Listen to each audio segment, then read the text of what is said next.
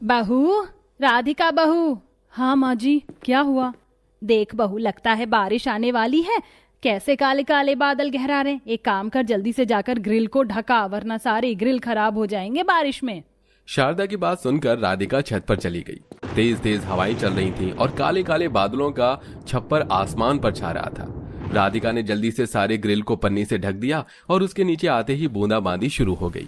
अरे वाह, कितनी अच्छी बारिश आ रही है। माँ जी, अब देखना ये बारिश की बूंदें इस खतरनाक गर्मी को अपने साथ ले जाएंगी और सभी तरफ कुछ दिनों के लिए ठंडक हो जाएगी। सही कहा बहू, बारिश का मौसम शुरू से ही मेरा मनपसंद है। अच्छा बहू, कितना अच्छा मौका है, तू और मैं दोनों ही कामों से निपटे हुए जा जाकर पकौड़े बना ले, बारिश को देखते हुए खाएंगे। जरूर माँ जी, नेकी और पूछ पूछ। राधिका खुशी खुशी पकौड़े बनाने चली गई, जिसके साथ में उसने चाय भी बनाई और दोनों सास बहू ने सीजन की पहली बारिश को एंजॉय किया। ऐसे ही दोनों सास बहू के बीच में बड़ा ही प्यारा सा रिश्ता था। वो सास बहू से ज्यादा माँ बेटी लगती थी।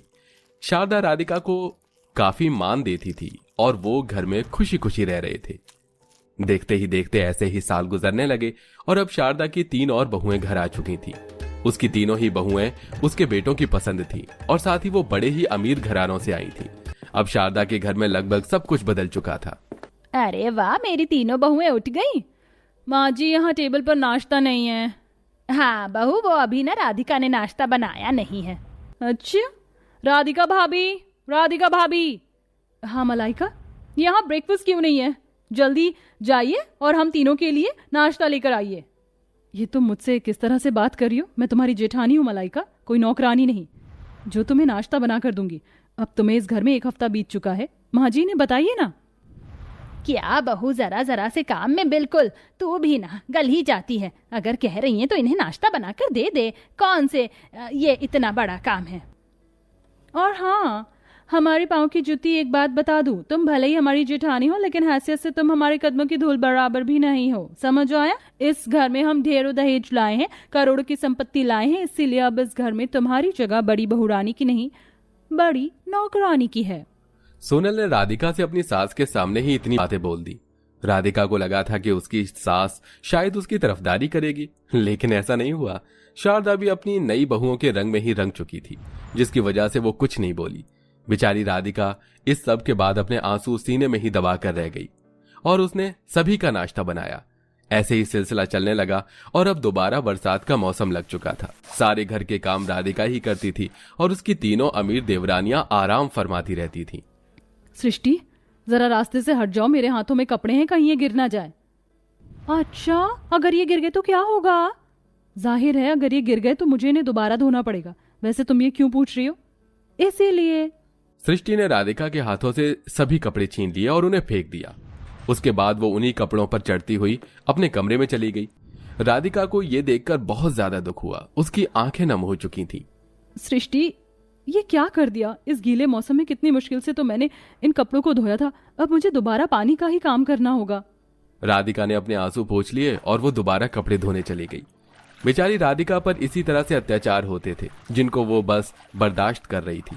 कपड़े धोने के बाद राधिका बस अपने कमरे में ही जा रही थी कि तभी मलाइका उससे बोली, ए नौकरानी, मेरा मतलब जेठानी, यहाँ आओ। हाँ बोलो मलाइका, कितना अच्छा मौसम हो रहा है, जाओ बाहर से मेरे लिए पकौड़े और चाय लाओ। पकौड़ों और चाय के लिए बाहर जाने की क्या जरूरत है? वो तो मैं घर में भी बना दूंगी।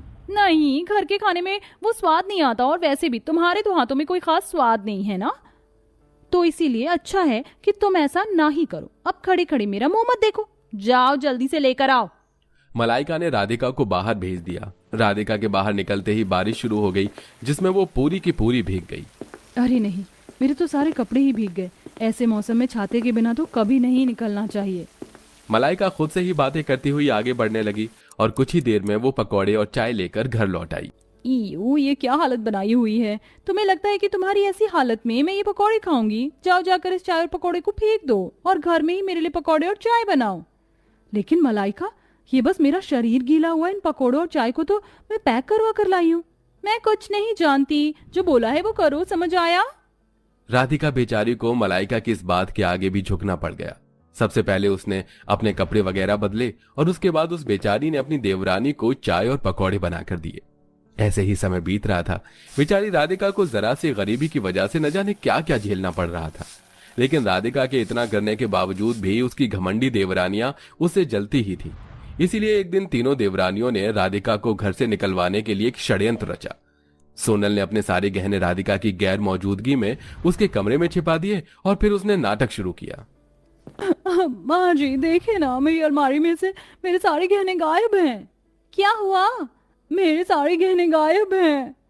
क्या क्या तुमने सभी जगह अच्छे से देख लिया? हाँ, चलो तो घर में ढूंढते हैं।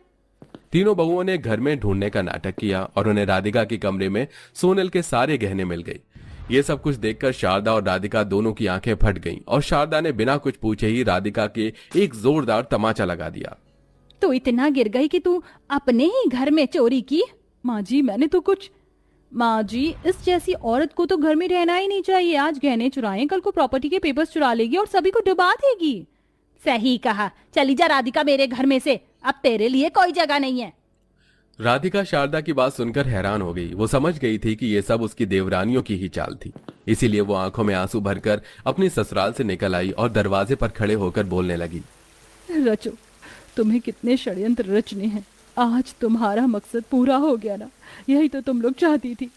अब तुम देखना, चाहे तुम कितना भी बुलाना, लेकिन अब मैं नहीं आऊंगी ससुराल, कभी कभी नहीं आऊंगी। ये पैसा दौलत सब कुछ आपको मुबारक। मैं तो कल भी गरीब थी और आज भी गरीब ही हूँ, लेकिन आप देखना मेरे दिन भी जरूर बदलेंगे और एक दिन आपको अपनी गलती का एहसास होगा। अलविदा सासू माँ, नहीं आऊंगी ससुराल कभी अब मैं।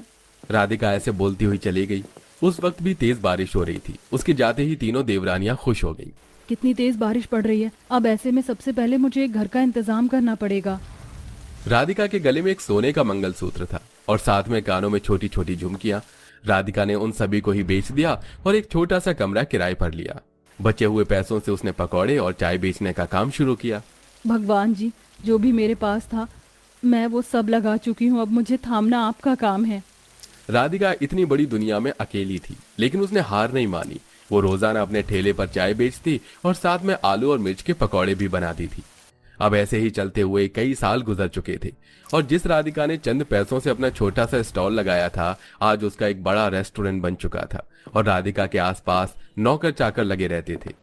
तो वहीं दूसरी तरफ उसकी तीनों देवरानियों के पतियों का काम ठप हो चुका था और वो सभी सड़क पर आ चुके थे।